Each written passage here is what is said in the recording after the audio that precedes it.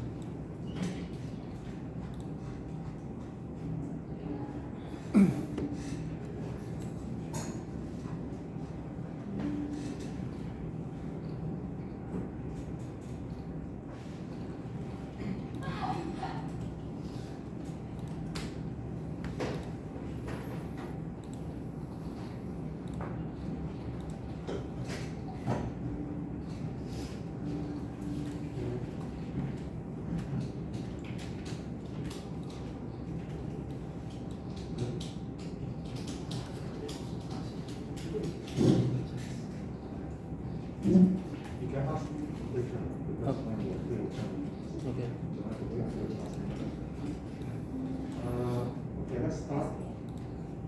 If you have a question, you can always ask. You don't have to wait until the class. End of the class. You can ask later. Okay, let me go through this one first. Because they're a bit slow. You have to move on to practical 4 already, right? Now that we're still here. Last week I asked you to do this, right? I'm not sure whether you managed to convert this into parallel computing. Have you managed? Have you managed to get it to work? Have you managed to get it to work? If no, then let me give you a little bit of guidance. Okay, you have to try and work. You cannot just look at my answer and then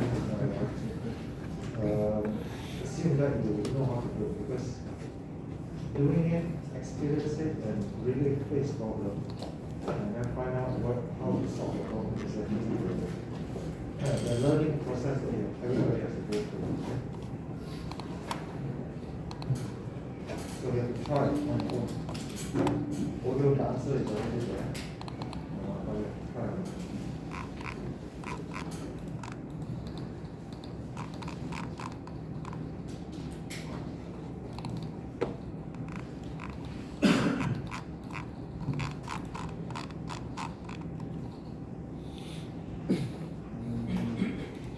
Because I've already done this, so I'm not going to repeat it. And waste the time.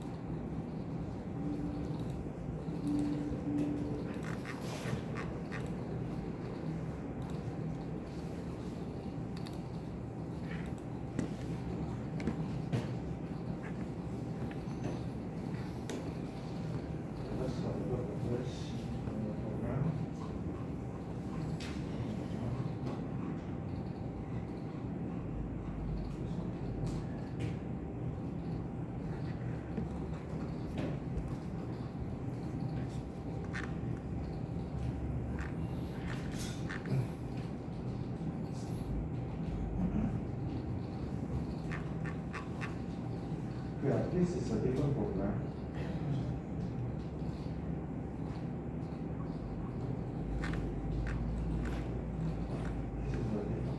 but they give you some idea, okay, of how to solve the problem. Okay, let me show you the result first. That's one program. All this test, let's run this into this is test something, and what I'm doing here is a different problem, but the solution that or the technique that I use to solve is the same. Is the same for the problem that we are supposed to do. Okay? So by referring to this, I hope that you can give you some idea how to solve your find time. Okay? Okay, so the idea is in my problem is a different problem. I got numbers. Okay. I try to sum this number up together from 0 until 1 million. Okay. The number is from 1 to 1 million. Okay. If I use single thread, it's very simple. Just go through each one of them as I go along and add it up, and eventually I put the value inside this variable sum. Okay? So I go through this process. It's very simple. It's just a formula. Okay? So let's have a look at the code. The code looks like this.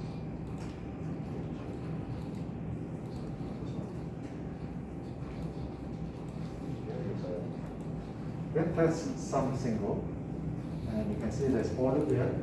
And I start on 0, and the limit is 1 million.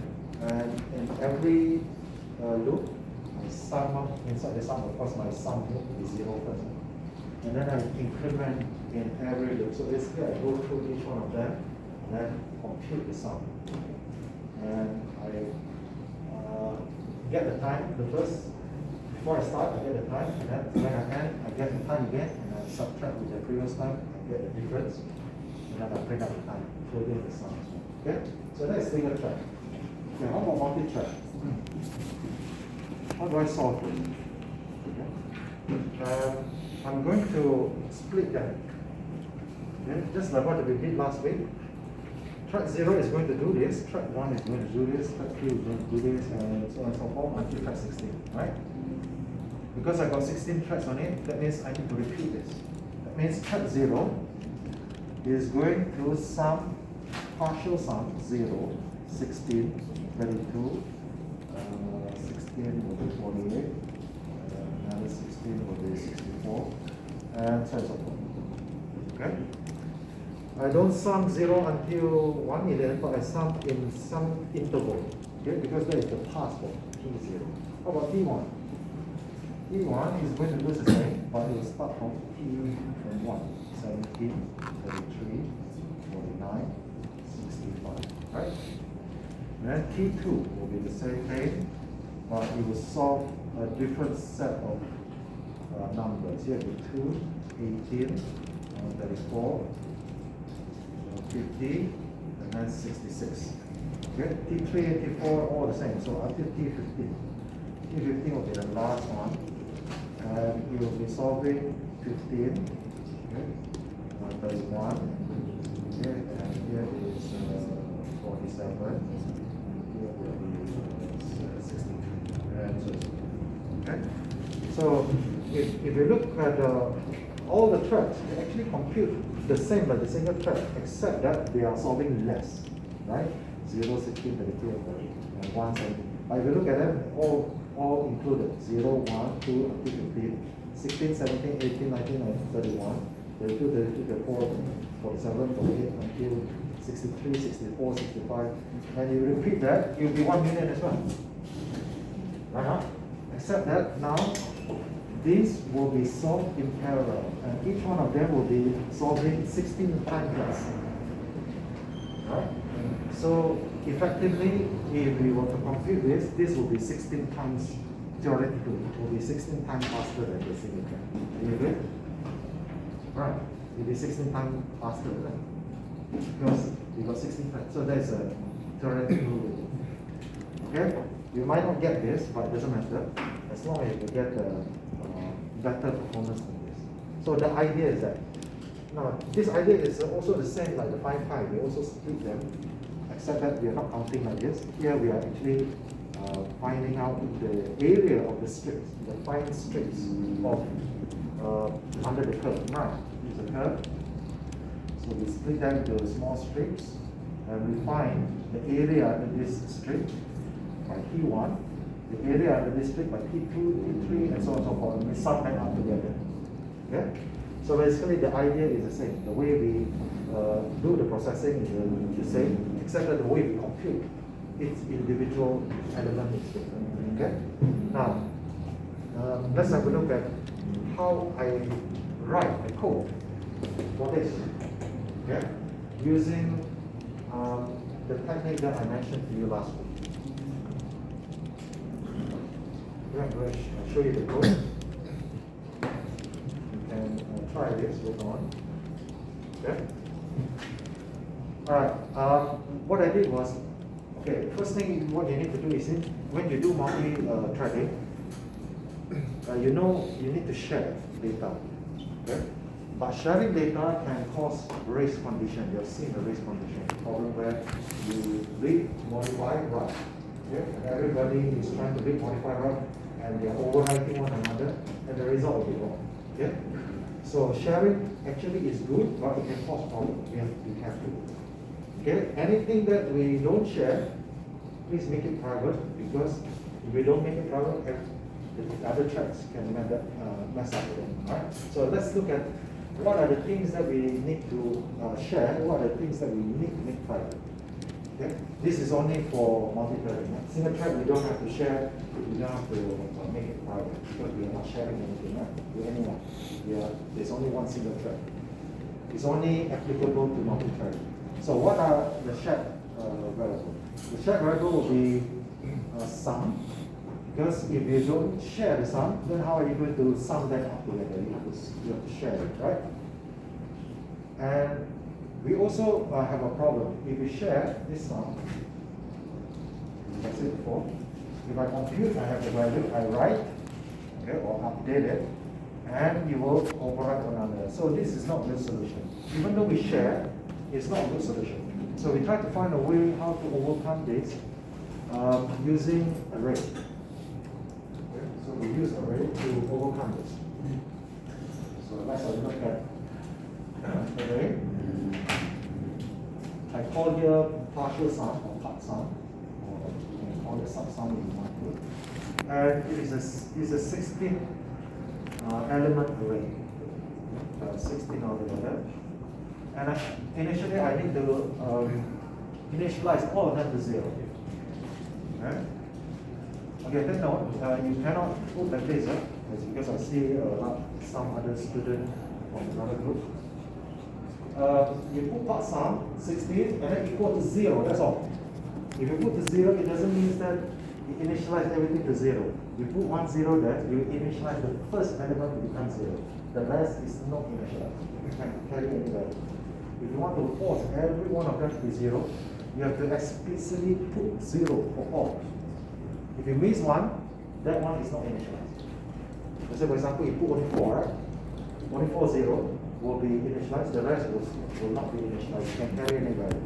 And that is dangerous because here we assume that every of the sum, partial sum, start from 0. You cannot start with any random value. Okay, so you need to explicitly put 16 0 at the back there. Okay? And why does this solve the race condition? The reason is because when T0 is updating, you will only update the element 0. T1 will be updating only element 1. T2 will be updating only element 2. Element 3, 4, 5 will be for the rest of the tracks. Right? So I take 0, I read, modify it, 0 still, I write, it's still 0. And then I read again, 0. I take 16, add it, and then I write it back. It's 16 right now, right? But T0 is going to only update element 0. T1 is going to update only element 1, and it will never touch the rest. So there will be no race condition in this page, right? So we solve the first problem.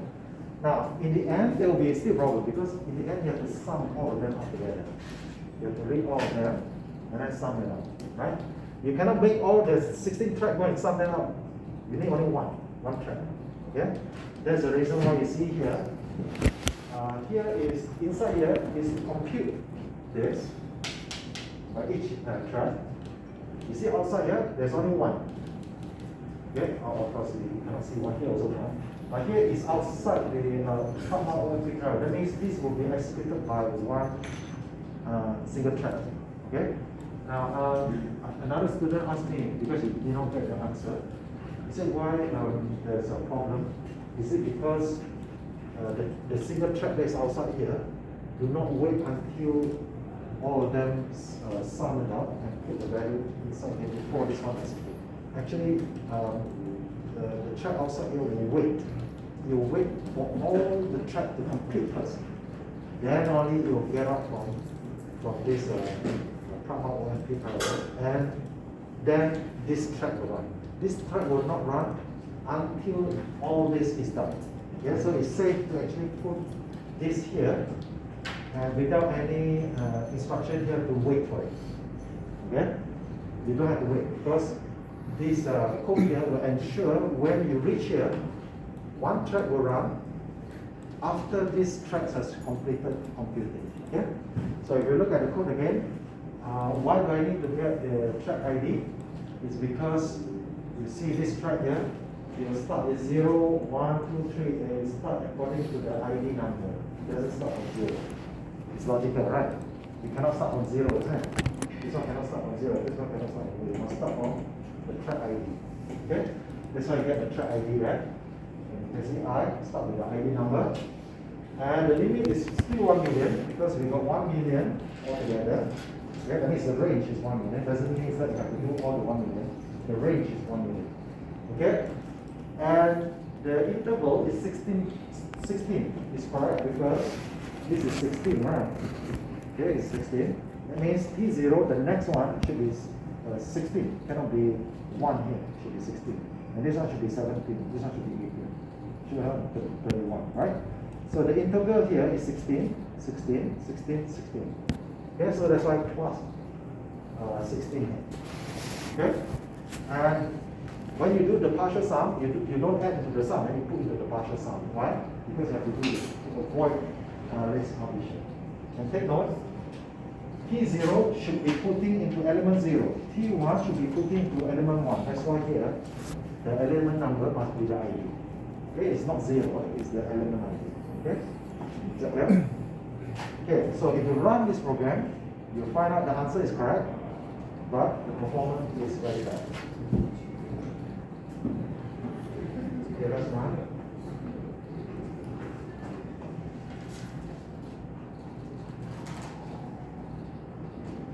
You see the answer here? There is the answer for single track. This is the answer for multiple track. Now look at the performance. This one is 0.7 millisecond. The bottom one is multi-track. It's 16 tracks altogether, and the performance is worse than the single track by more than 6 times, I think 5 or 6 times, around there. 6 times worse. Right? Okay, if you don't believe me, you can keep on running. Oh, sorry, anyway. Alright, you can see the performance. Roughly, that means it does not improve. Although you get the answer, but the performance is worse. Why is that so? Okay, why is that so? Okay, that's why you have part B. Okay, let's look at part B.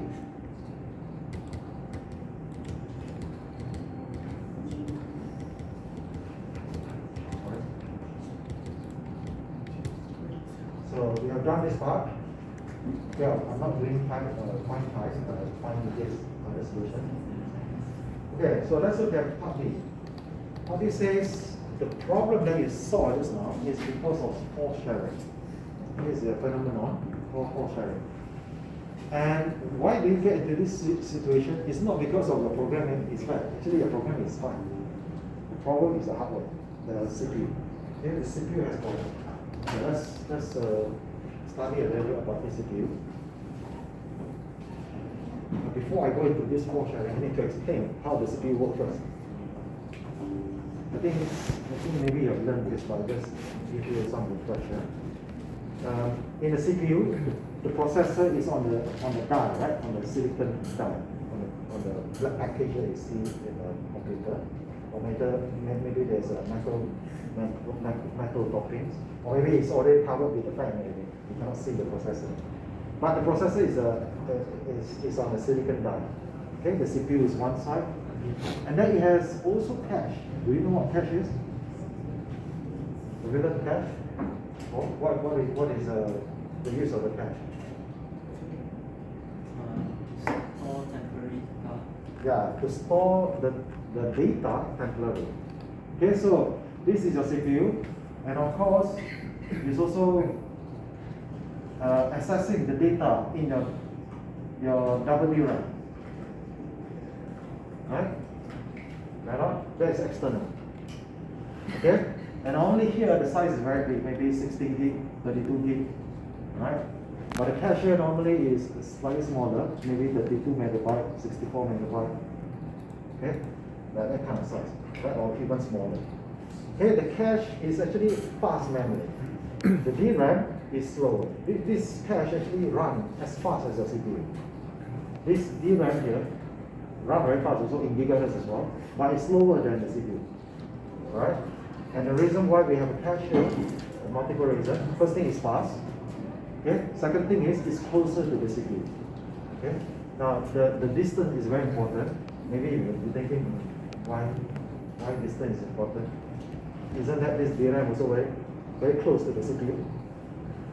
Okay, let's look at the limit first. The limit of the electricity, the signal that is traveling. Right? Einstein says nothing travels faster than the speed of light, and it is quite true because we do the measurement, we find nothing travels faster than the speed of light. Okay? If you want to travel at the speed of light, you have to have infinite amount of energy pumped into the object to accelerate it to that speed of light. Okay? Because light actually has no momentum, that means it doesn't have mass. So you can travel at speed of light, you don't need so much energy to do that. Okay? And Einstein says nothing travels faster than the speed of light, including the signal. If you measure the signal travels almost at the speed of light. Actually, it travels about 66% of the speed of light on a copper wire. Okay? And it depends on the medium as well. Whatever, what medium that you use. If you use different medium, this one will change slightly. Right? Okay. How fast is the speed of light? Speed of light, if you travel at the speed of light, you can go around the world 7 times in 1 second. Okay, 7 times. Then you can travel instantly to anywhere in the world, right? Just a blink of eye, you already reach another place. Maybe in the future, maybe you can teleport at that speed. Okay, now, even though the speed of light can travel 7 times in a second, but for the CPU, speed of light is very slow. Okay, because the CPU runs also very fast. Okay, now we know that our processor can reach up to now. Actually, it can go beyond 4 gigahertz, but we don't see any processor run at 4 gigahertz. The reason because we have a power issue and also thermal management issue. We have to manage the thermal, right? If the temperature is too high, your CPU will not run properly. Okay, so you have to control the heat that is generated. Actually, our processor is good enough to run at 10 gigahertz, but we cannot bump it up to such a high speed because of thermal management issue. Okay, so let's talk about 1 gigahertz first. 1 gigahertz, that means 1 clock cycle. That means 1 clock is how fast the processor can execute 1 instruction. Okay, 1 clock cycle is 1 nanosecond. Okay, 1 nanosecond means 1 10 to the power of minus 9. Then 0.90, only 1 second. Okay? In 1 nanosecond, light travel about 5 centimeters. Okay? Now, if your DRAM is 5 centimeters far, which is quite reasonable, because 5 centimeters is about this long from here to here. In 1 clock cycle, that means your machine execute 1 instruction, the light travel from here to here. Right? Because your processor also runs very fast. Now, the processor, when it executes the instruction, it has to wait. You have to wait for the data to come back. You send the address, and the data needs to come back. Right? So it takes very long time. That is the reason why we have a cache here. This cache is very close to the CPU, so that whenever the CPU uses the data is inside the cache. It's very near. It's only in micrometer, or maybe in nanometer, but normally it's micrometer. Okay, because it's quite far apart also, unless the memory is built underneath the processor, which is not normally the case. the cache is normally two-dimensional, so it's placed quite far apart. It's in micrometers, so the distance there is quite short, so the data can travel very fast. Okay, so it doesn't have to wait, and your CPU doesn't like to wait also, because wait, even though you run like 1 gigahertz, you're not enjoying that speed, all right? Because every time the CPU has to wait. And to increase the performance, what the CPU do is this. You know that when you touch the data, normally you don't touch the first data, you touch the next data also, and subsequent data, all right? Just like, for example, in this case here, if I put my data inside the memory, I add this, I'll go through one by one. So isn't that I accessing the consecutive memory, right? I'll be doing the same thing, right? How about the instruction? The next instruction comes after the first instruction. The third instruction comes after the second instruction. It's also consecutive to one another, right? And you know that waiting for this signal to go and come back takes time. So what the CPU do and why the cache is big is because when the CPU touch the first instruction, it read the first instruction. The CPU don't read only that instruction, it read one set of instructions, right? Because it knows that if I read one set of instruction, this one set will come into the cache, and the next instruction being executed is inside the cache, not from outside. Then it will be faster. Then you can enjoy this 1 gigahertz and above, right? Because you don't have to wait. The cache is fast as the CPU, right? Okay, so the idea here is this: the cache, when you read one line. One line means one cache line, one set of data into the cache. You don't read byte by byte, you read one cache. Okay? So why I explain this, because I need to explain the cache line here. Okay, this is one cache line. Okay, now coming back to here, coming back to this. So when I read the array, the computer will not read only this. It will read the whole cache line. And the cache line can occupy this array. You read it into the cache and then put it into the cache. Okay, this is how the cache works inside the memory. If the one thread, let's say thread 1, access this cache line, then the rest have to wait. Okay? It cannot share this same cache line. Everybody has to wait for the thread 1 to complete first, then only it can access the second element there, because they are sharing this cache line. That's why it's called for sharing. We are not sharing actually. Isn't that these data are not shared? They are independent. But in the CPU, it appears to be shared because they have to wait for one another because of this for sharing. So how do we overcome this? We overcome this by putting this data not next to one another, but far apart, beyond the cache line. Okay? Right? That means I put it further apart. Meaning that I'll do something like this. Oh, sorry. I'll be doing like this. This is element 0, and then I have some padding here, which I'm not going to use. It's going to be wasted. And my second element will be here. And then I pad some data here. And the size here, I make sure that is this cache line size. Okay? If this cache line overlap here, now this one is sharing with this, or sharing again. So we have penalty again. Right? So you need to space out. Okay? That's why you see this circuit diagram. This circuit diagram is showing to you that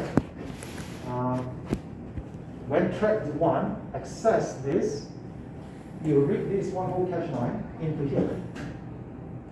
Then thread 2, you read this whole cache line into here. Thread 3, thread 4, and until thread 17. And all of them are different cache line, right? Now the thread can access at the same time because they are not shared. Okay? Now, if you avoid this, then you can see the performance gain again. Because just on for sharing, poor performance, even worse than one thread, because everybody has to wait for one another. But if you do this, then you can see the performance gain. And how do we do it? Very simple. Just change this on it. from your sum plug using single array, right now you do two-dimensional array. Okay? By padding here. Okay. So this pad size must be big enough to avoid this overlapping. That means you need to make sure that it's big enough so that it's bigger than the cache line. So how does it look like in two dimensions? So let's say I put 64 bytes here. Okay? Which means I have 16 rows, 64 columns. Okay, I got 16 rows altogether. And then I got 64 bytes. Oh, sorry, this double, right?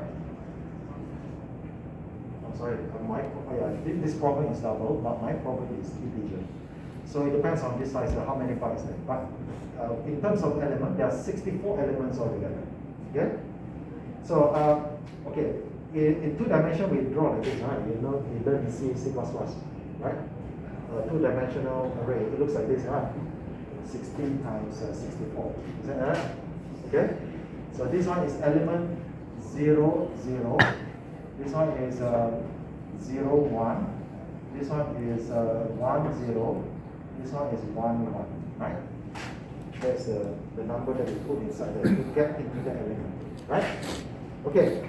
Even though here it looks like this, but actually in memory it is linear. This one actually, this second row actually is next to it. The third row is next to the second row. The fourth row is next to the fourth row. Right? So the memory is actually linear. But when we visualize it, normally when we teach it in C++, we teach you draw in two dimensions, right? Like this, right? But in actual memory, the memory is linear, isn't it? So this data actually is contiguous. Okay? It's next to one another. Right? But when you read, the CPU read, you read one cache line. So you miss the second data, which is right over there. Right? So we overcome that problem by putting the padding here. So you put this padding big enough so that you space out this data. So your data will be on 0, 0, 1, 0, 2, 0, 3, 0. Okay? You understand? So T0 is going to access the element will be on 0, 0. No more 0 and 1, 0, 0. It will be 0, bracket, and then another 0, another bracket. Okay? Track 1 will be on element 1, 0. Track 2 will be on 2, 0, 3, 0. Because the rest here is unused. Okay? It's wasted. Just to overcome the problem that I mentioned to you just now. Okay, so how do I write the program? So this is how the code will start.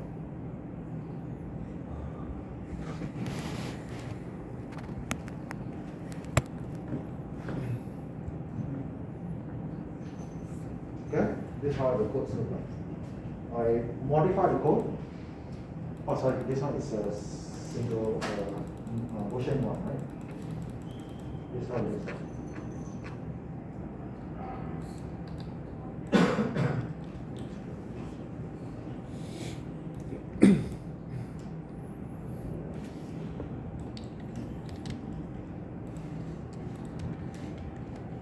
Okay, this is how it looks like.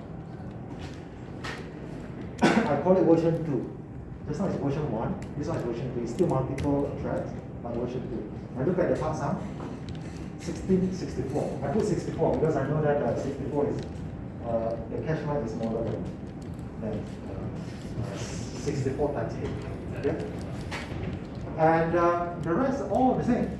Everything is there. Of course, here will be different because right now we're dealing with the two-dimensional array. And you can see that it's ID, and then here is 0. Right? Because it's the first element, right?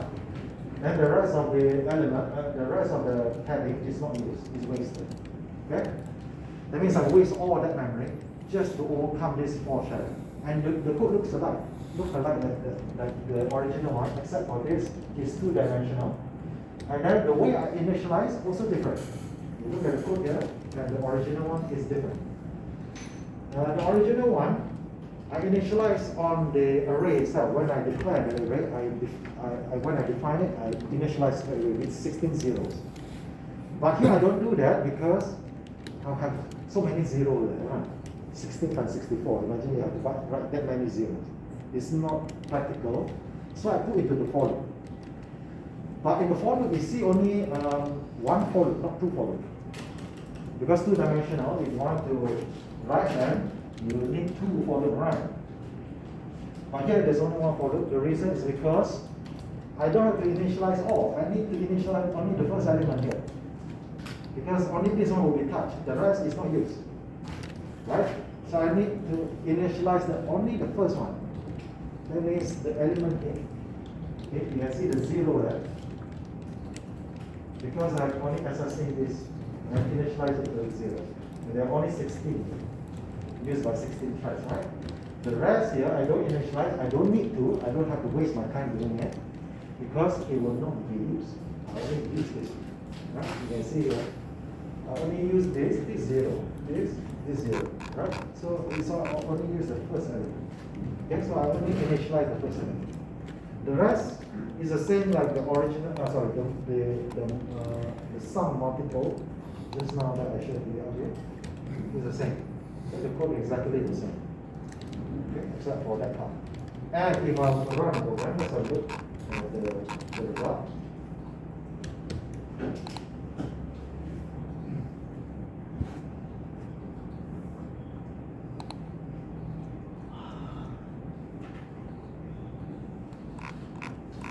Okay, first thing you have to check the answer, whether it's the same. They are all the same. You see all the same. Meaning that all of these three will produce the same result, so it's good. But look at the performance. The first one is 0.72 or 0.73 millisecond. The second one is about 5 or 6 times worse. But the third one, you look, the third one has improvement gain there about 3 times. 3 times faster than the first one. Actually, the second code and the third code, the difference is only this. So fault sharing actually is a real problem in the hardware, and we just overcome it using that. Okay? Now let's come back to our code here. Now what I want you to do first thing is, let me explain first. What I want you to do is this. Here is the problem that you have to solve. I will show to you this problem, which is kind of a simpler version of that. Okay, but the technique used to solve here is the same as that. Okay, I already showed you the code just now, right? Use that code. You try it out first. After you have you see the result and you can see the difference, time difference, and the answer is correct. Then use that technique to apply to your problem here, which is to find the time. First, the single thread. Second is to use multi-thread to find pi, and then without doing this fault sharing technique, and then after that modify it. Just simply use this two-dimensional to solve the problem and name it as version 2. Okay, you try it now. I give you 5 minutes to try to solve this problem, but you try the original program that I gave you first. Okay, from there, use the same technique and to solve this. And then we move on to the next one. Okay, the next one will be simplifying. I show to you how to do it the difficult way, and then I'll show you how to do it in a simpler way. Okay, try it first. I'll give you 5 minutes to try the example I gave you just now. And then come back to this problem, solve this problem, do the same thing. That means you're supposed to do this. You can see that I have also this 0.5 multiple 0.5 version 2. I don't have this because I haven't implemented it yet. I expect you to implement yourself. Okay, so when I run the program, this is really finding the pi. Oh yeah, another thing, because I also encountered it, and also the student also encountered the problem. Just now you saw my performance, there's a performance gain. But when you run, if you don't see any performance gain, even though your code is the same like what I showed to you, there's a number of reasons. One of the reasons is because you forget to turn on the library. You have to go to the properties, go to C++, language, make sure that this one is yes. Okay? Because if this is not yes, there's no error telling you, but there's no performance gain for all. Okay, for all. even though your answer is the same like that. Okay, if you switch this off, you don't see any performance gain. Let's try.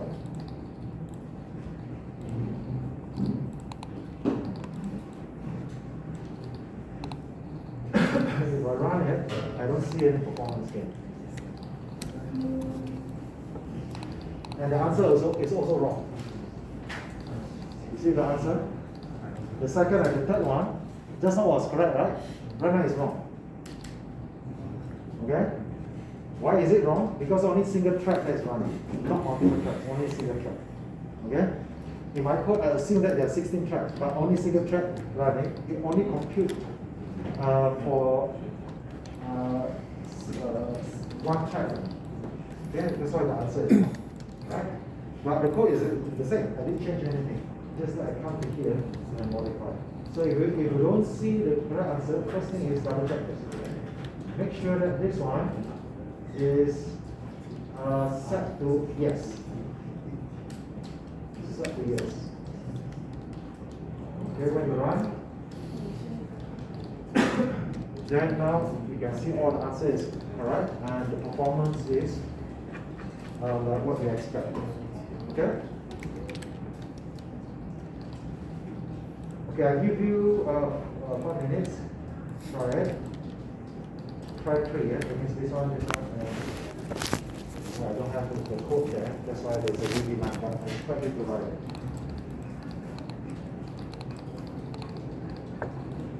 You for you can also see the file.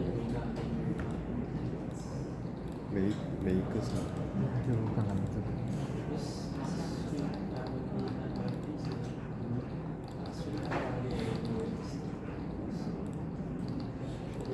It's fine. It's okay. Because they should know that they come make. Yeah?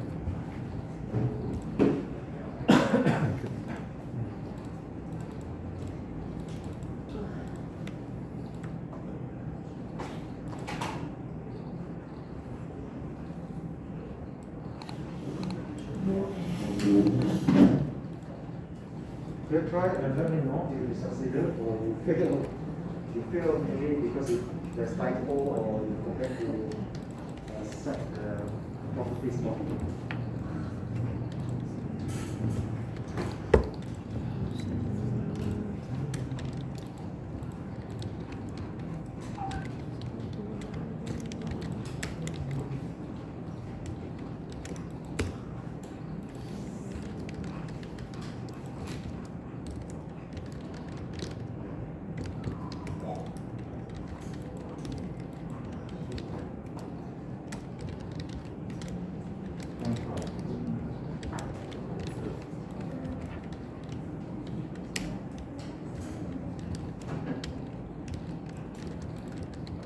The last way is okay. Only because the position is up to, I think, 1 million is 16 digits. So after that, it's okay. Only because 16 digits.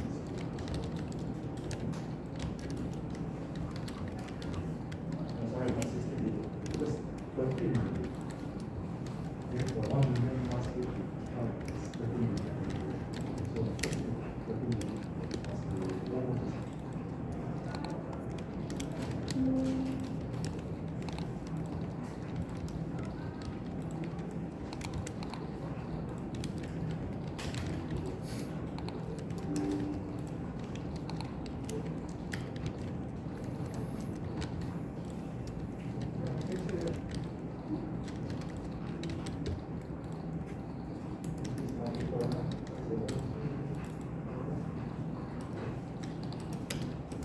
Just in case that you didn't see this or you did not set the code, okay, let me show you again.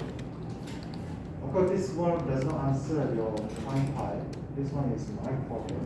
At the same time, okay, this is the test sum multiple. Okay, and this one is test sum multiple version 2. Sorry. Here this one is version 2. And this one is the original one. The original one. This is the original. Okay, you want to try the original one. And then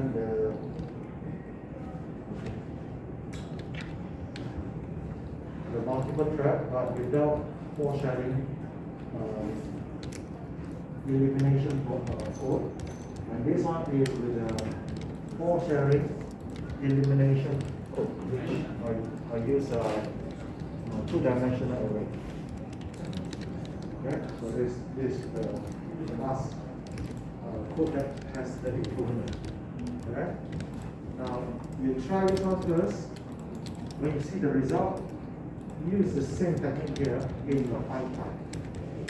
Okay, try this one first.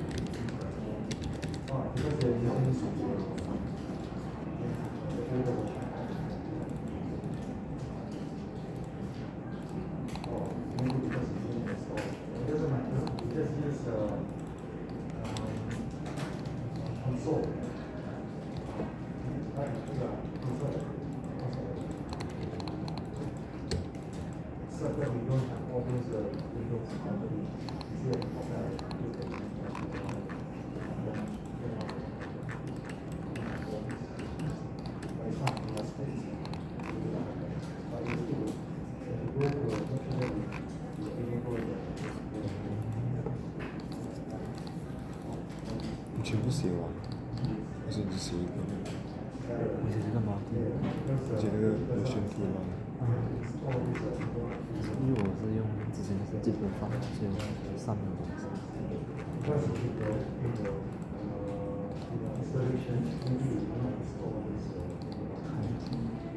That's fine. Just choose this one. Console type, single type. You work this one.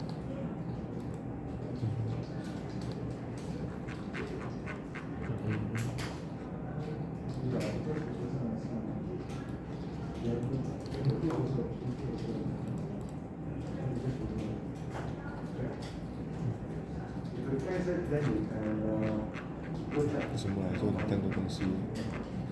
动手问题。Just help me show the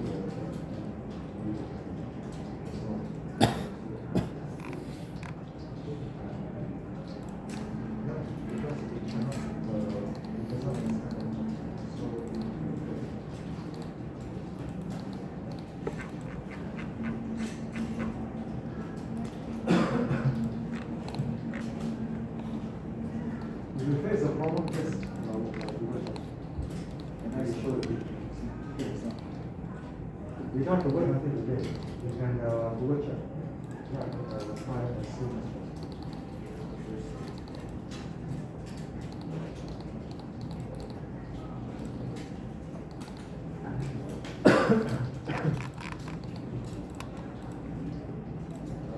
Does it work? I don't know why this suddenly got error. I You got the error? use back the zip file. Seems like the library code work So it's still not saved. That's not the error. Look at the bottom error. Oh, there's so many errors. Oh, no sure. No, that's is it error? Oh yeah. Oh, because you're going to do close it. Close it. Maybe go back here. Review.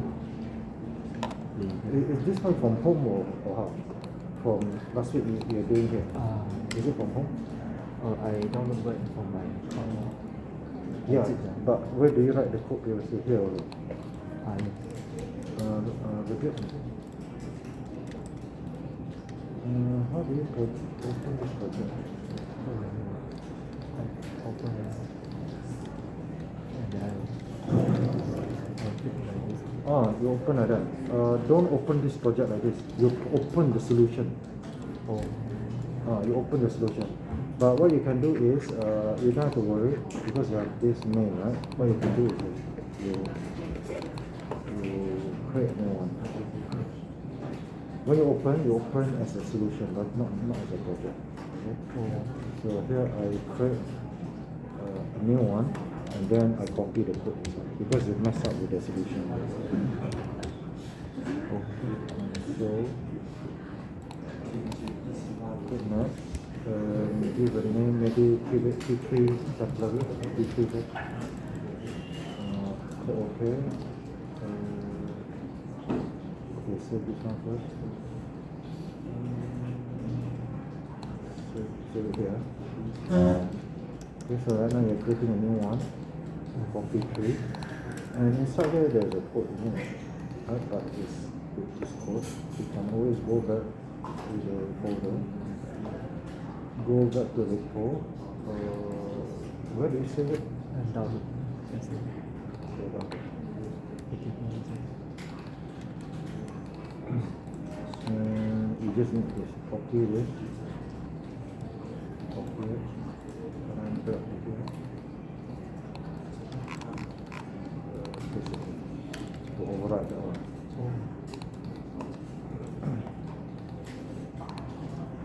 Okay, so right now the code is all there, and then when you run, it shouldn't be a problem.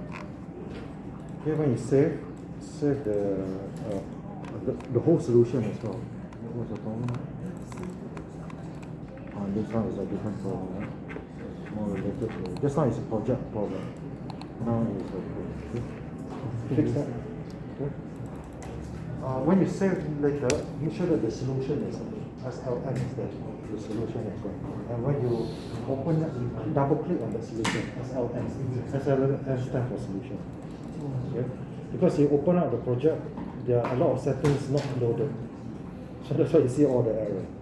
Okay, the solution contains all of your settings, including this. You have to go and change that as well. Right click, properties, and then language, and If you open the project, this one is missing because the solution contains all this information. The project does not contain all. Right?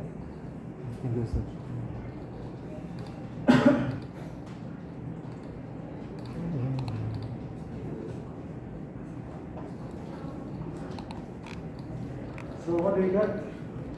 Do you get the answer? Like what I showed to you? I mean the one that you tried using this summing up all these numbers. Do you get the same answer like mine?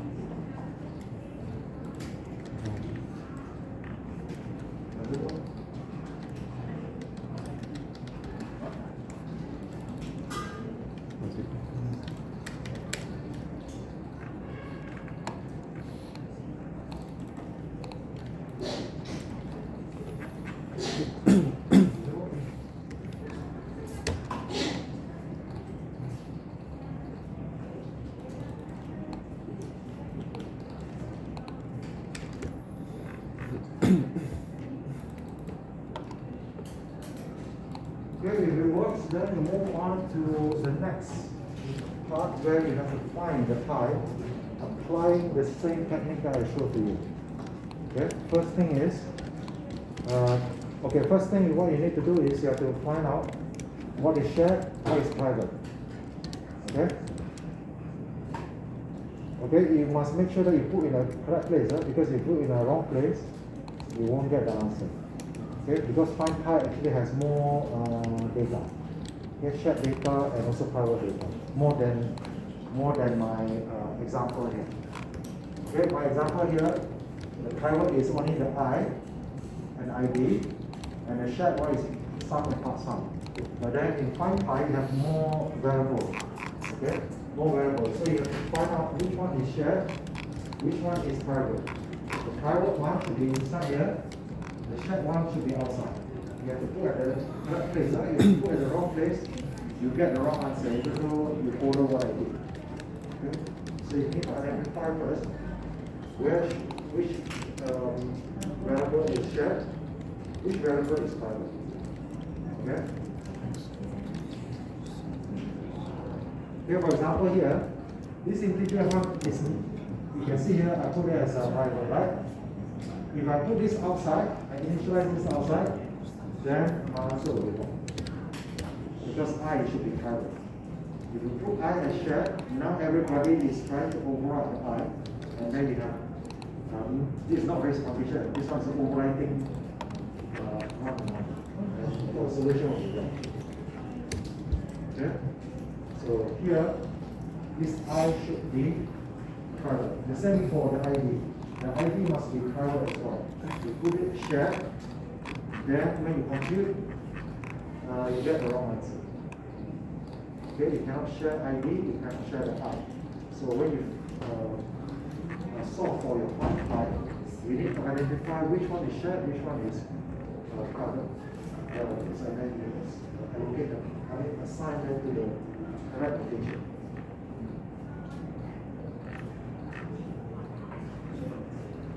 What is it?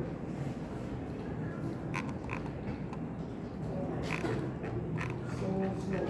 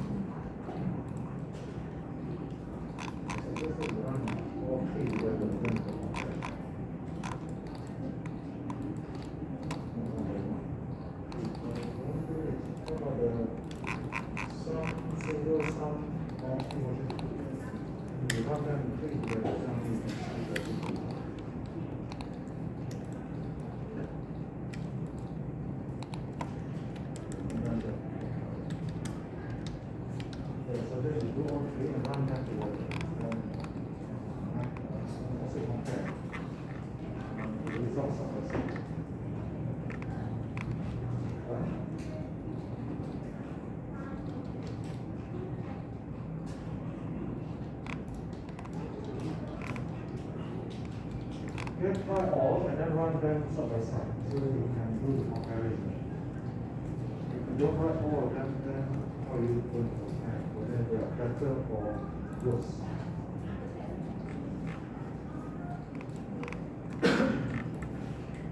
Okay, very quick because we're supposed to do practical 4 already today. We have some more exercise to do after this one.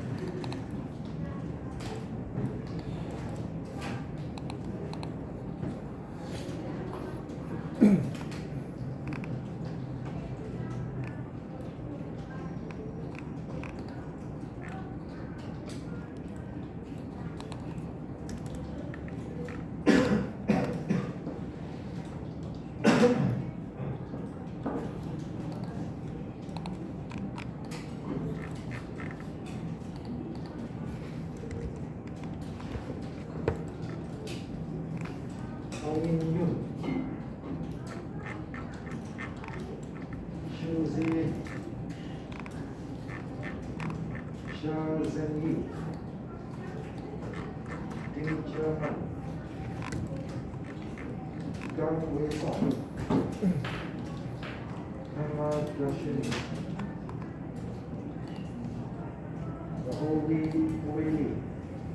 Wei Jackson Chai, Lao Yongjing, Li Shenhai, Liu Weizhen, Liu Weizhen, Lin Chia Yi, Lin Weihang, Shun Ho, Oi Shun, Oi Shun, Jason, Oi Jason, Yeah. Kam Yun Won, Samita, Tan Kwang San, Tan Shen Ji, Tan Su Yen, Tan Wen Yao, Wang Xin Yi, Yi Jianjue,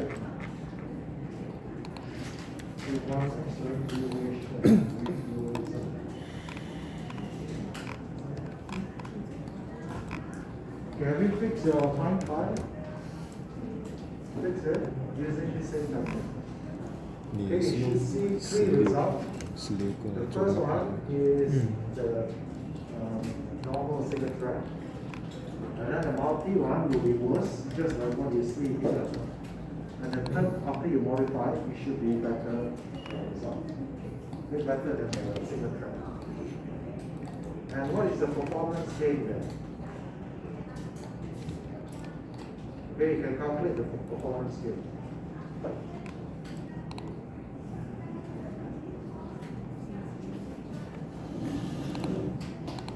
You can do this if you want to compare the performance gain. You can return the result.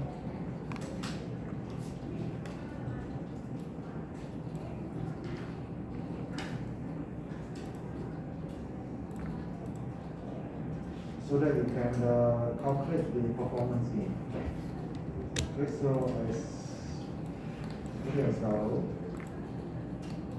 and then I return the time. Okay, the same thing for this. I return the time. And here double. Okay. Here I will receive the time. So let's just put as double. Let's call it the original. Modify 1, modify 2.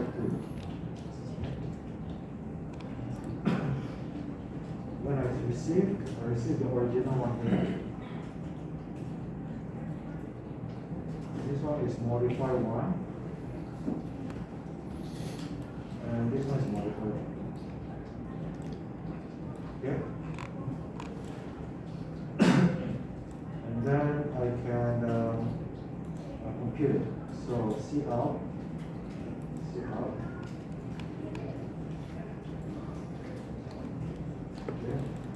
Multi against single.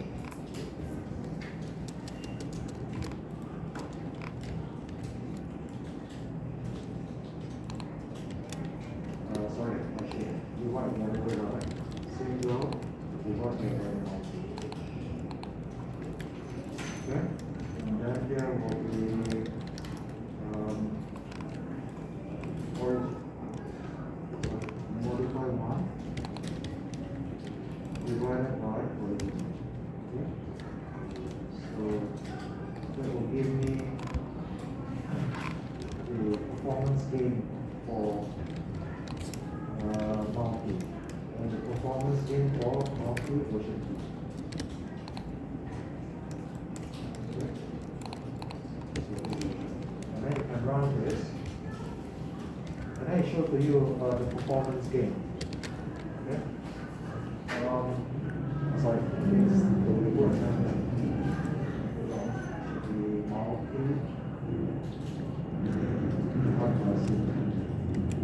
multi version 2 divided by 6. So this one is original divided by original divided by. So when I run, you can see the performance gain. Okay, so the performance gain for the single and the multi one is worse, right? Worse. That means less than 1, that means worse. More than 1, that means there is a performance gain. So there's a performance gain for multi version 2 against the single one. The gain is 2.7 times. 2.7 times faster. Here the multi one is 0.147 times the original one, so it's worse. Okay? If it is comparable, then the ratio should be 1. Right? If there's any improvement, it is more than 1. If there's a worse result, then it should be less than 1.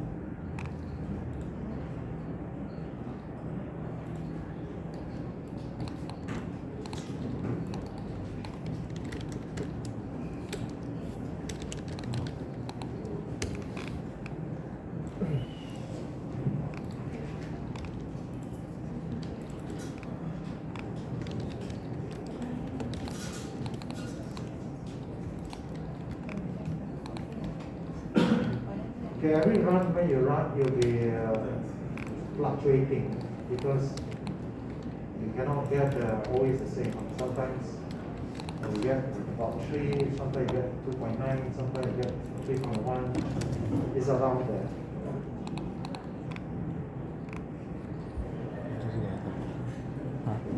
这是干嘛？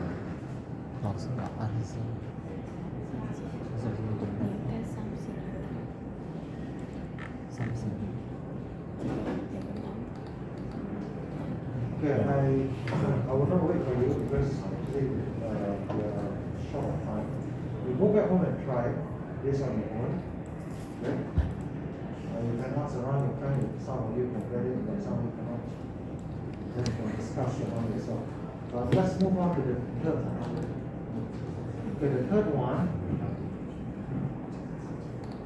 is actually passive.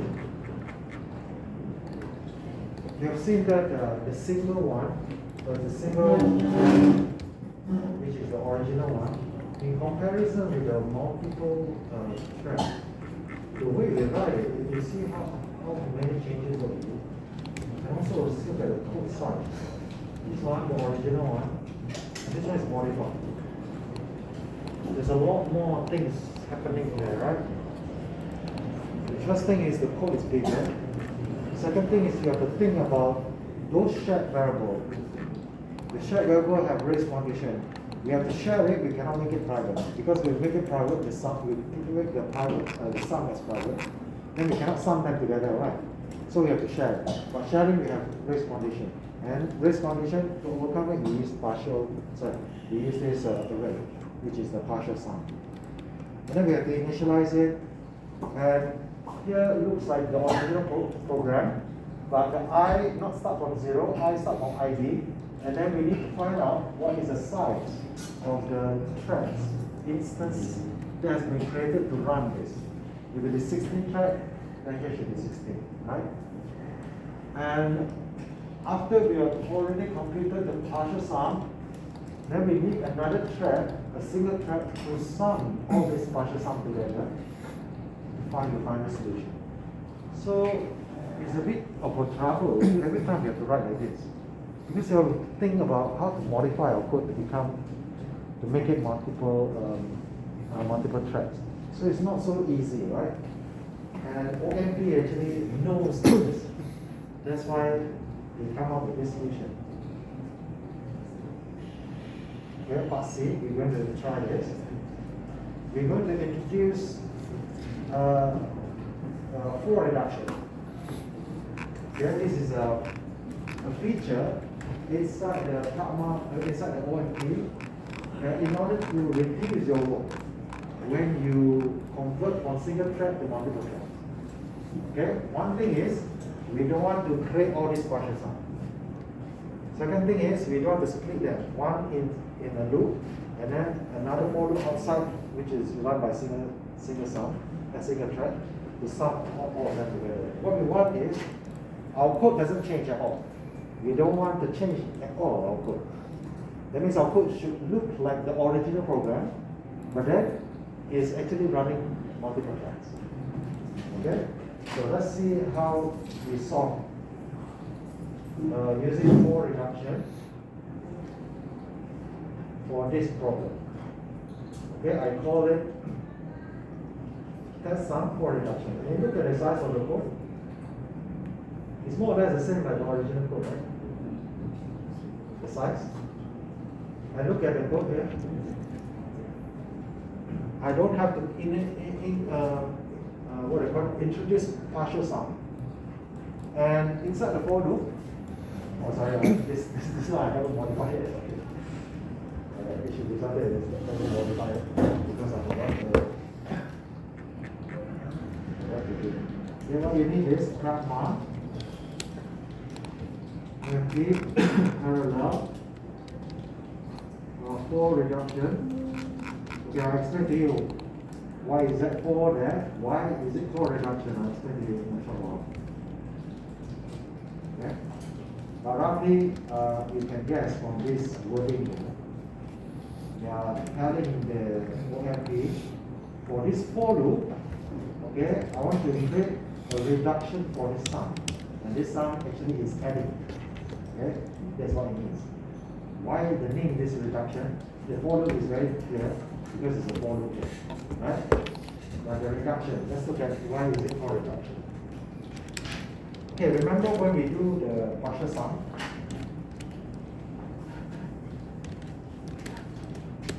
We create an array, right? Okay, let's talk about the original one without the padding. Because padding is actually to overcome the hardware issue, right? If there's no such hardware issue, we don't have to do padding. But because of the hardware, the way they designed with the cache and all that, we have this issue. Okay? But let's look at the original one. Remember we have this partial sum where every thread is going to update its own element. And then there's one single thread that is going to go through all this, add them up together into the sum. Okay, add all of them together.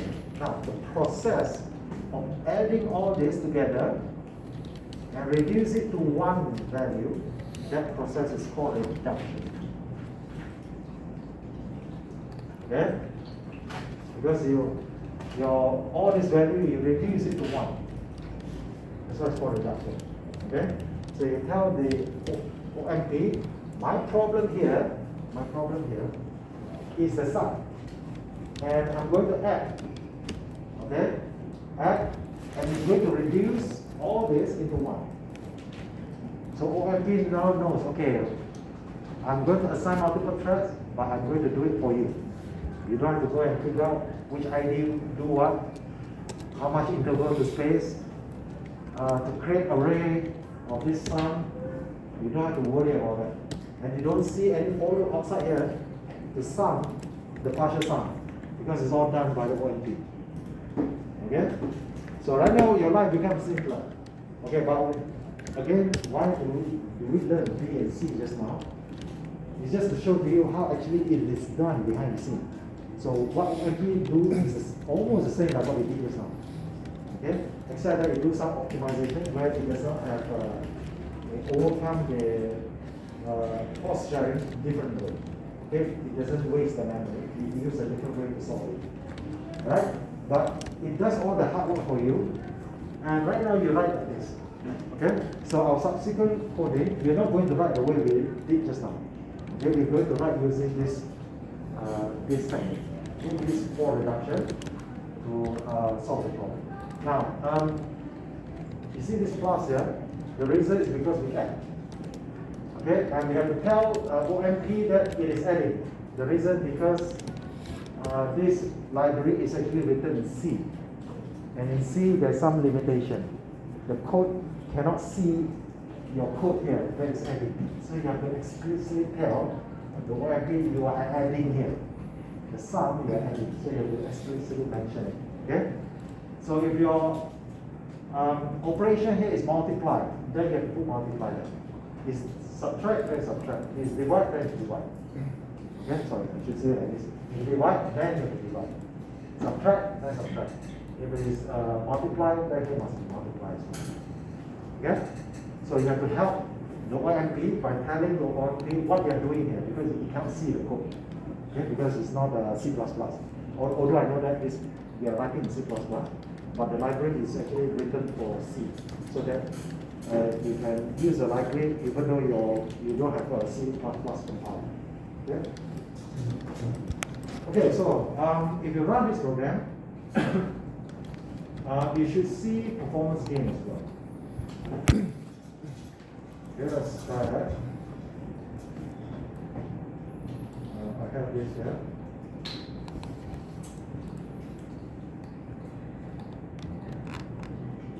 Okay, let's try to run this. Let's call this mode 3.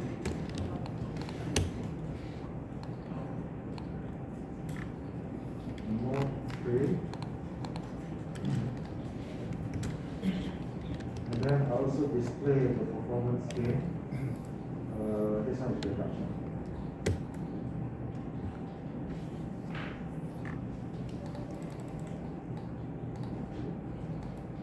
Okay. And of course, because I put one clear at the back here, I need to go back to my code. Put double here. And I need to return the count so that I can compute outside this code in order to find the performance gain. So let's run the code. So is there any performance gain?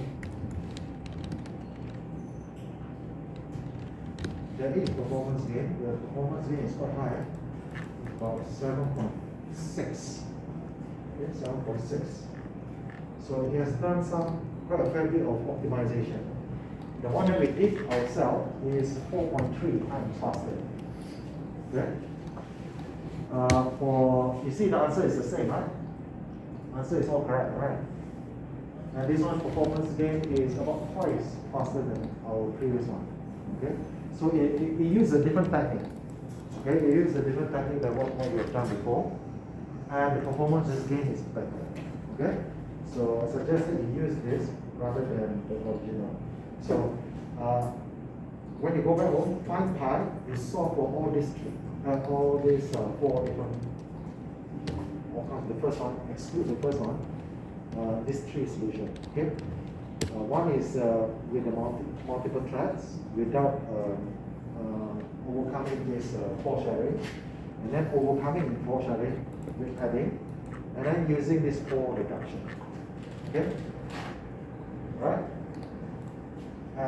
Here also you have to be careful when you do this. You need to know because it's multi-threading, so you need to know what is shared and what is not shared. So in this case here, this one is shared, some is shared, but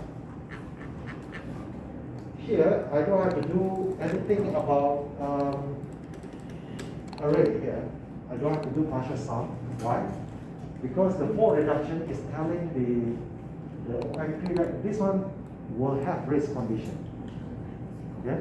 So when you put for reduction sum, it knows that this sum will have race condition. So it will apply a certain technique to make sure that there's no race condition there. Understand? So it's done by the code. Okay, so shared, you know that shared, and every thread is going to touch that sum, it will have race condition, always. But because of that for reduction, okay, so the OMP take precautious step when it handles the sum. Okay? How about I here? If this I is shared, here is private, but if this I is shared, but it's not inside this reduction, it's not protected. Okay? Any variable that is inside this bracket here is all protected by the OMP parallel. Okay? So it makes sure that there's no race condition there. Okay? Okay, so I finished that. Let's move on to the next one. This one don't have enough time. So the half an hour. Okay, you go back home and do this tree. This tree. Multiple threads. Without for sharing code to overcome it. And then before sharing code to overcome it. And then final one with the for reduction. You should get the answer. Make sure the answer is the same first. Make sure that the answer here is the same. If the answer is different, that means no point looking at the time taken because the answer is wrong. You get the code is wrong. Okay? And then look at the performance gain. Okay? Okay, let's move on to the next one. The next one is this problem. P3, Q3. Okay, you click on it. The code is big, that's why it's given as separate file. Okay, you can actually paste there.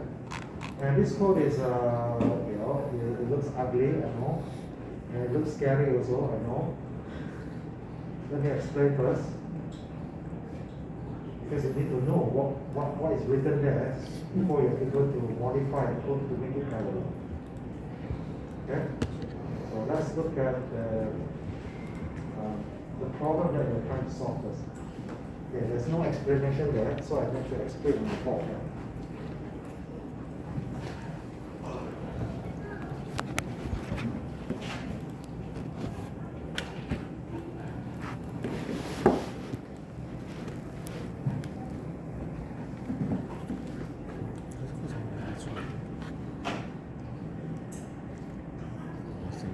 Okay, when you multiply a variable, let's say A multiplied with B and then you get C, isn't it?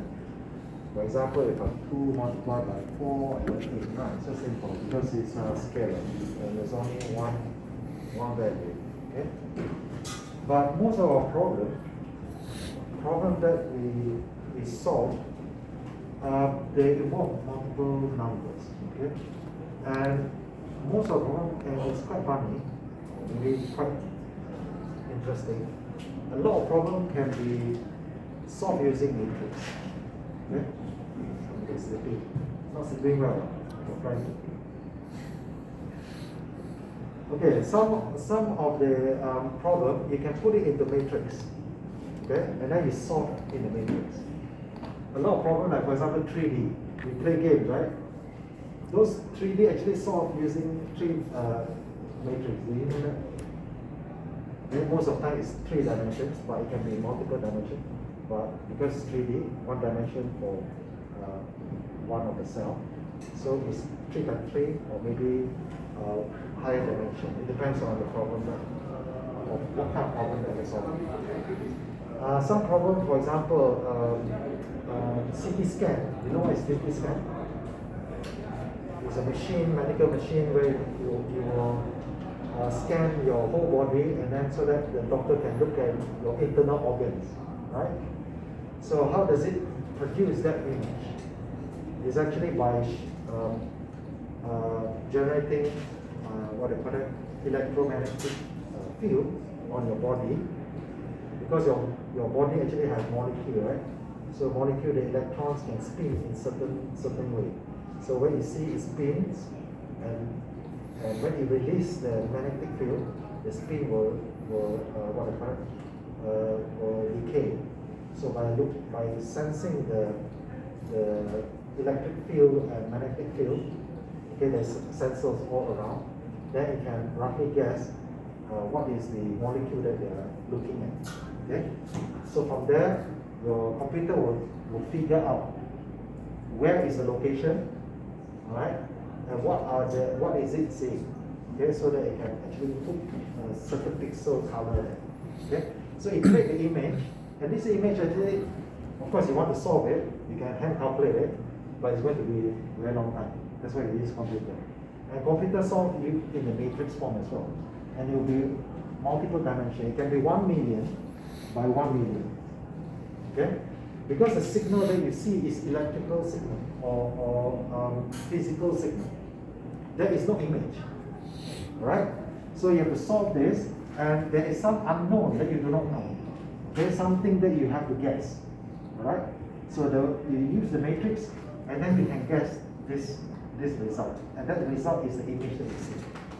So you're trying to guess roughly where is the location, okay, or what it is, by putting it into matrix.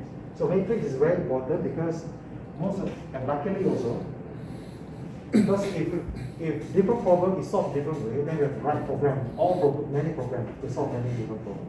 But luckily, many of the problems, interesting problems, can be solved using matrix. Okay? Matrix can also solve transportation problem. Let's say, for example, I have this many of fleet of lorries or trucks, and I need to deliver food from one location to another, maybe multiple cities to multiple cities. So I put the cities and then the constraint somewhere, and I put it in matrix and I solve it, and I let the computer solve it for me. And then the computer will give me an optimal solution. It will tell me how many trucks to use to supply this, to send this food from where to where, or maybe use which path to get to the final destination. Okay? And how do you order that? For example, which truck go first? Because you might use the same truck to deliver, right? For example, A to B, and then B to C. Let's say you've got food to send to here as well, right? If you have a truck already here, then you reuse this truck to send it. You don't get another truck to deliver a time. That means you can reuse it. So you can form it into constraint and also the data in matrix, and then you solve it. Okay? So matrix is actually a tools where you can solve problems. Okay, I can't give you good example here. I just give you some rough use of the matrix. Okay, so we know that is important, so we have to learn. Okay, because when you deal with ParallelComputing, most of the time you'll be dealing with matrix. Okay, let's say you go in future, maybe I'm not sure, maybe you'll be working on latest technology to actually scan the whole body. Maybe it's more advanced than CT scan. Okay, and then you have to solve it in matrix, and you have to do ParallelComputing because you cannot rely on single core to solve the problem, right? Doctor will not wait 6 hours just to get the image, right? What they want is click the button and then the image will come up. Even though with the current technology, the doctor still have to wait. That's why the doctor tell you after the CT scan, 1 hour, then they can give you the result, right? Because the computer needs time to actually do this processing. Okay, even though with multiple cores. Okay, imagine in single core, it will be one worse. Now, what are we solving? We have matrix A and we have matrix B. And finally we get a solution just like the scalar multiplication, but here it is a matrix that we are dealing with. So the matrix, we look at it as a box, and it has a column and it has row. Okay? So maybe we draw it this way.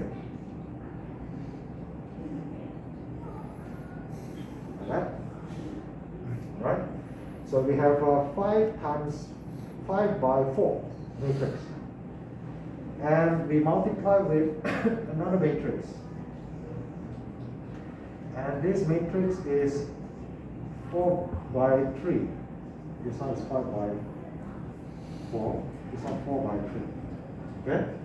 And then we get the solution. The solution will be 5 by 3. Okay? Now the matrix size depends on your problem. Okay, you have bigger data, then your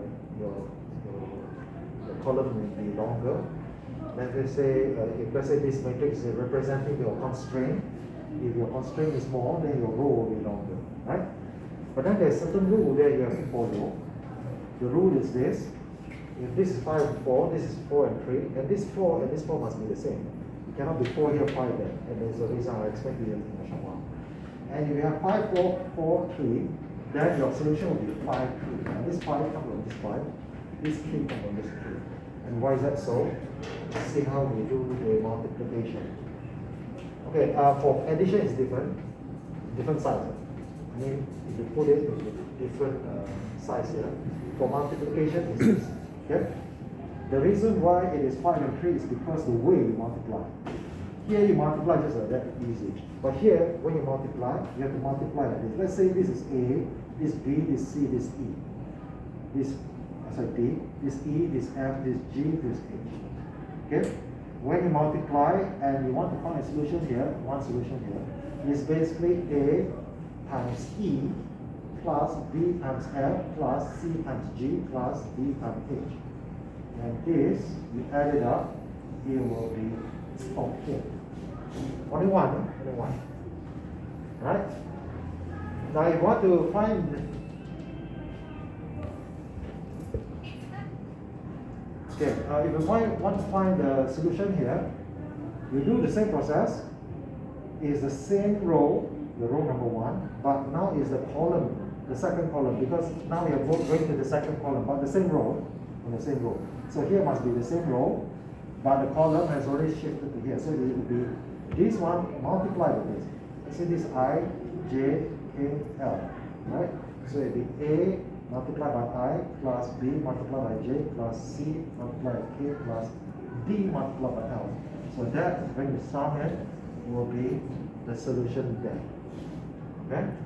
Now if you go to the second row, then you will on the second row. But the process is the same. Okay, you multiply like this, this one, and then you move, and move, and then you move. Okay, the same thing, move. Both move, right? Not this multiply like this, no. You multiply like this. Okay? So that's how it works. Now if you see the way that you multiply, you know that here row will be the same row, right? And the column, this column here will be that column there. Right? Because how many columns that you have here? Is the number of columns here, right? That's why this 5 comes from this 5. This 3 comes from this 3. Now how about this? When you multiply, it must be the same dimension. It cannot be 5 here, 4, because 1 missing. So it must be the same. So this is the rule of the multiplication formula, basic one, right? Okay. Let's come back to our code here. Luckily, our code for this problem is really simple. Our dimension is all the same. Okay, our dimension is our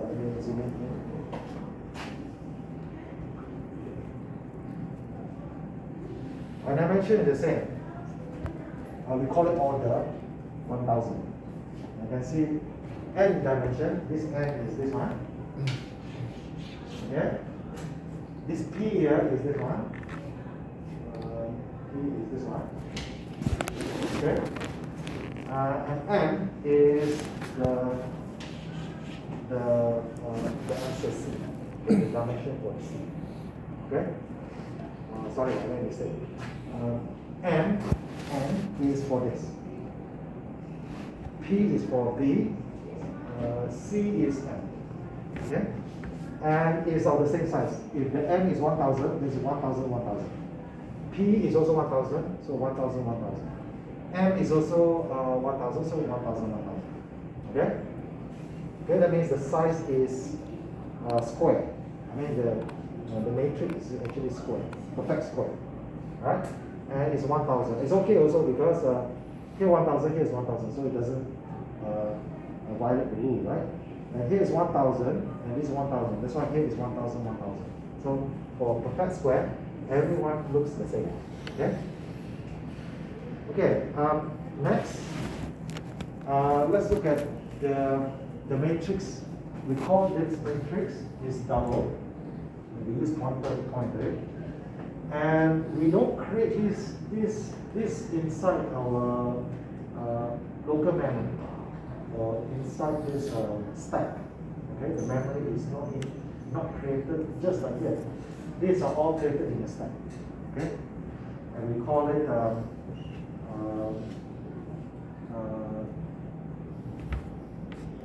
permanent memory. Okay, once it's created, it's there always until your program is shut down. Okay, but you can also create a dynamic memory. Okay, so a dynamic memory is using memory allocate. Have you used malloc before? Have you learned malloc in your C before? I think you learned before, right? Malloc? Must be, right? You forgot already. Malloc. Malloc means memory allocate. You go back and check. I think you learned this malloc. If not malloc, maybe new. I think it's called, I think they teach malloc like that because I've seen the syllabus before. Okay, you have come to this stage, you have learned this, maybe in this problem solving or something like that, the course, right? I think you have learned this, you just forgot already. Okay, malloc is to create the memory dynamically. So I can run the program and then, because I do not know the size can depend on the user, right? I can get from the user, and then I change this from the user input, okay? If I create a static memory, that means the memory cannot change anymore, and I need to put a fixed value there. But if let's say I want it to be dynamic, then I have to use dynamic memory. So this memory is allocated dynamically according to your program, how you can run. So the size of this memory is n dimension multiplied by p dimension. This basically is just 1000. 1000, 1000. Okay? And because it's double, each element is double, so the size of each element is double. So I need to allocate this many bytes. N dimension multiplied by p dimension multiplied by double is 8 bytes, so 8. Okay, 1000, 1 million times 8 million. So 8 million bytes. Okay, 8 million bytes for this A. B the same, C the same. Okay, except that the variable name is different, but all of them carry the same dimension. Okay, so I allocate the memory. Now, next is to initialize it to a certain value. Let's look at it. So these three for loops here is to initialize individual matrices. The first matrix A is initialized here. The second one initialized here. The third one initialized here. Okay. Now the first one we want to initialize with certain value. We want to put 3, all 3. Okay. That 3 is actually A value. A value. If you look up, is 3 or 0 already. Is it 3? Yeah. A value is 3. B value is 5. Okay. So I want to initialize. You can see that I go through I and J. Basically, I is row, J is column. Okay? So I go through each row, each column, one by one, and assign A value. Okay, A value inside that. So as I go along, I will put the value inside this matrix. Okay? And then I move on to the next one. That is when the I change to 1. And then I go J from 0, change the value to 3. And then go to the next one, do the same. Okay? So there's our 2 for loop there. The first for loop is to do this row. The second for loop, the J, is to do the column. Right? Okay, for the second for loop also the same, but right now this is B matrix. The B matrix, we go to put P value. P value is 5. 5.0. Right? So initialize all to 5. Here is all 3, here is all 5. Okay? And then how about how about C? The C matrix, I initialize all of them to 0. Okay? All to to 0. Go through them and then put all 0. So that is all the for loops initialization. Okay, let's look at the code here. The main code is actually inside here. There are 3 for loops. 1, 2, 3. That is the main code. But before that, there's a OMP get time. That is to stop. Record the time before you run the program. And then you record again the time after you complete it, and then subtract the time earlier on. That will be a runtime, how long it takes. And then you print it out to show how fast that you execute this instruction. Okay. Now, how does it do the multiplication? You see the I there, N dim, and then J. J is M dim, and then the P is P dim. Okay? The N is basically this one. Oh, sorry, this one. N is this one. Okay? And then the K, the P dim, is basically this one. Okay? Alright? And the J, that J is M dim, right? J is this one. Right? Sorry, J is the whole thing.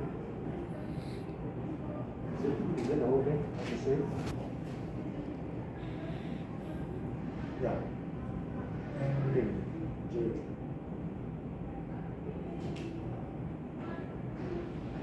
Sorry. The J is actually the row. Okay? The row. Alright, so let's have a look how it multiplies. First, I initialize I equal to 0 and J equal to 0. And then you see that K?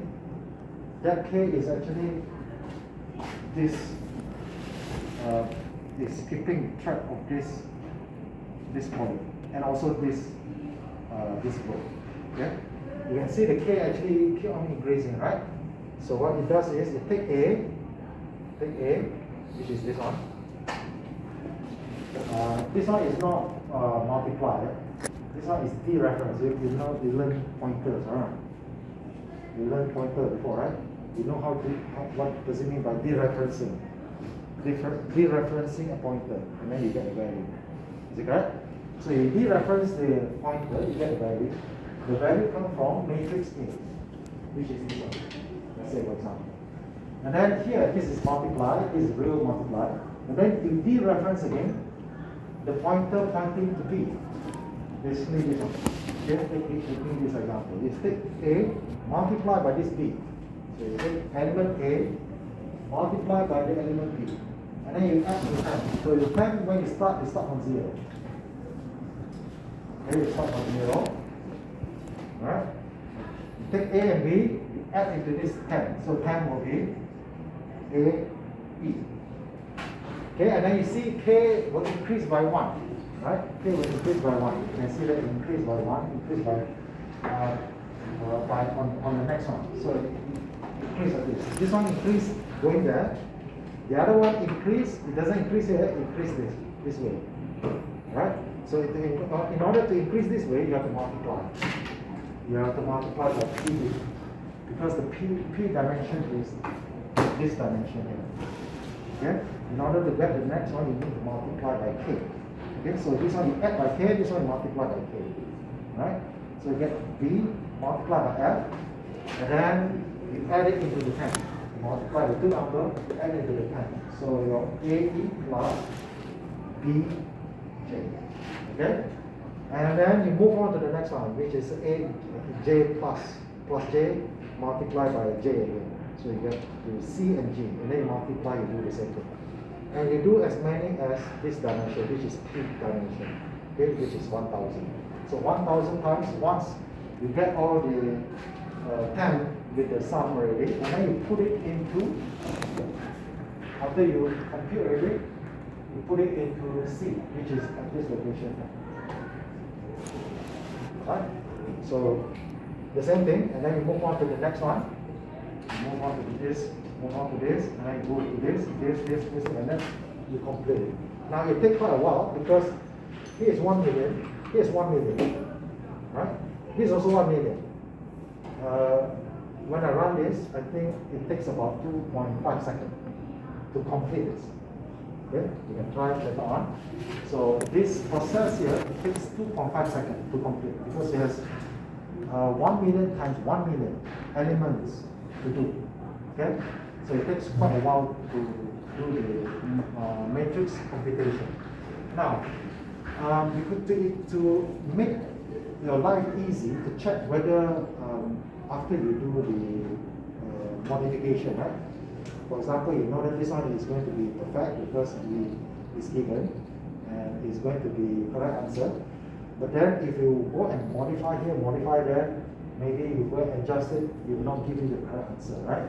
So how do you check your answer is wrong? Okay, so you have the second part here. Okay, that second part is to check whether your answer that you compute is far away from the expected value. Okay, you want to find whether this after you do this computation, you want to see your result. How far is your result from the actual one? That the difference is going to be the error square. Okay. Now let's look at this. Do I know the answer for this? Yes, I don't know the answer because I know that here is all 3, here is all 5, right? So 3 multiplied by 5, and then multiply by 1000. That will be the answer here, right? Right. 3, 5, 3, 5, 3, 5, 3, 5. There are 1000 altogether, right? Isn't that 3 times 5 times 1000? That's the answer here, isn't it? And the rest also the same. So is this for all, right? That's why you see here. Where is it?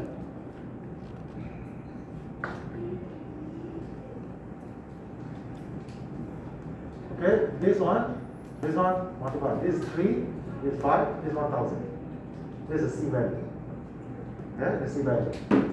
And then what I do is I go to my calculated answer before. I take this value, I subtract with the known value, which is the C value. I take the value from what I calculated above in the matrix C. I subtract with the C value. Now I can see how much error is it, right? Because I know the exact solution, right? I already computed that, right? So if it is different, that means it will be positive. If it is the same, then it will be 0, right? So, and then if I add all this error together, then I can find out whether this is accurate or not. If the errors is 0, that means there's no difference. If it is positive, then there's a difference. Okay? Now there's another thing that you see here. After you complete the error, you square it first before you add it. You square first. So this error is actually error squared. Why do you do that? The reason is because sometimes your value is bigger than the actual value or smaller than the actual value, right? If sum is bigger and sum is smaller, then the average becomes 0. So it appears to be that there's no error. Actually, there's error, right? Because sum is bigger, sum is smaller, but on average it's 0, right? Now, if you square them, because any number that you square is always positive. -1 square is positive. -2 square is positive as well, right? So if I square them, right, then I get all positive value. I will never have a positive plus negative where the average is 0. Right now, all positive values, and therefore, it will be the average will not be 0 if there's error, whether it's positive or negative. Understand? Okay, that's why there's a square there. Now, there's a tolerance here. This tolerance, if you look up there, is very, very small value, 0.0001. Okay? Now, when your square is bigger than this tolerance, then you print out this error in multiplication. You know that the answer is not the same. If smaller than this tolerance, then okay, it works. So you just run the program and look at the code. If you see error in multiplication, don't look at it further. You just look at your code because your code has something wrong there. You have to go and fix it. Okay? If you see, hey, it works, then you can look at the result, look at the time, and do the comparison and find the performance gain from it. Right? Okay, so let's copy this and then maybe download it much easier. Actually, I already have it on my system. And I do it this way, right? Of course, if you're thinking, create a new project, no, you don't have to create a new project, use the same project. And you don't have to put your code inside the main. Otherwise, your main, you see, look at my main, so big already, right? Because I have so many code inside there. And what I can do is, I put it into another file. I call it p3q3.cpp. Okay? As a separate file, this is exactly the same file that I downloaded from there. The only thing I add is this because that file was created for another version of Visual Studio 2019. During that time, we don't have this window real time. So in order to make it work only inside our window real time, we have to include this pch.h at the top. Right? You have to put it at the top. You cannot put it here. You cannot put it anywhere. You have to start first. Okay? Otherwise, you generate an error. Okay? Those were Apple computer already fixed this code so that you have Macintosh, whatever. You can run this program. Okay? You will select the correct header because Apple computer use different header. Okay? What else? Okay? I think that's all for that part. Alright? Okay, the next thing is the name here is called main. The downloadable file is called main. And I change it to P3Q3. Yeah? Change it to P3Q3. So two things that you need to do. This at the top. Change the name to this name. P3Q3. Yeah? And then copy this. Go to your name. Right at the top here. Put it here. Copy from that, put it here. Remember to put semicolon here. Okay? Why I do this? Because I need to bring in the function prototype name so that I can call it from this file, the main inside this file. Because these are two separate files. Main.cpp P3Q3 is on a separate file. So the main cannot see it. It doesn't know how the function prototype looks like. So I need to tell the C program it looks like that. Okay? So that I can call down below here. Okay, I can call it here. Alright, so let's comment this out.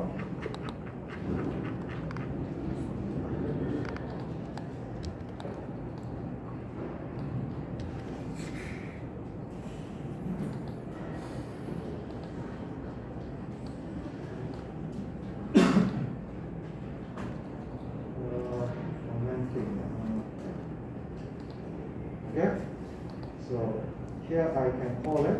If you succeeded, then this is what you should see. Okay, it take a while, right? It take 2.5 seconds. If it takes more than 2.5 seconds, it means that it's already stalled. You have to close it, run again. I'm not sure why, but this happens.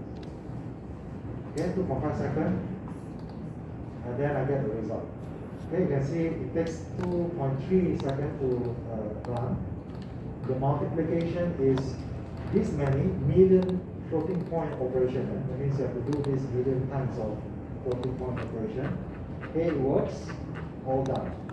Okay, hey, it works because we found out that there is no error.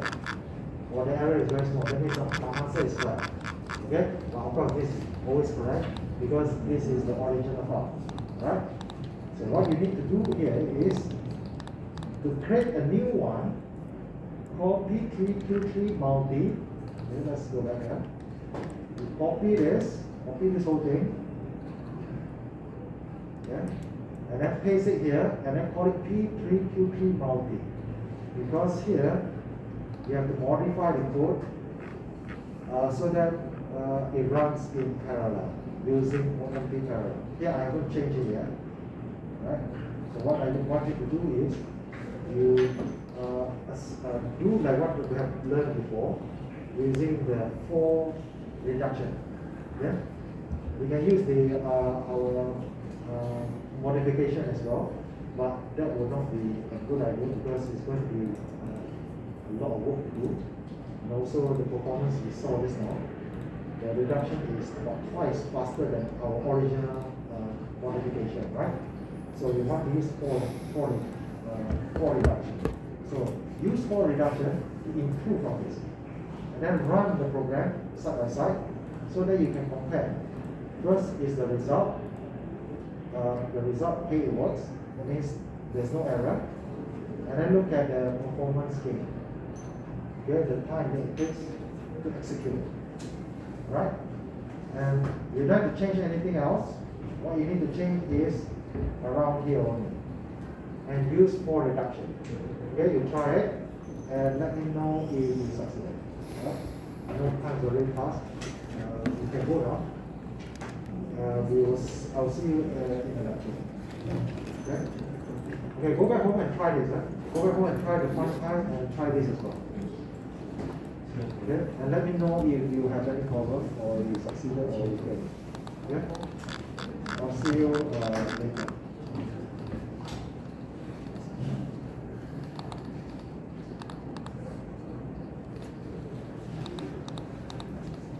Okay?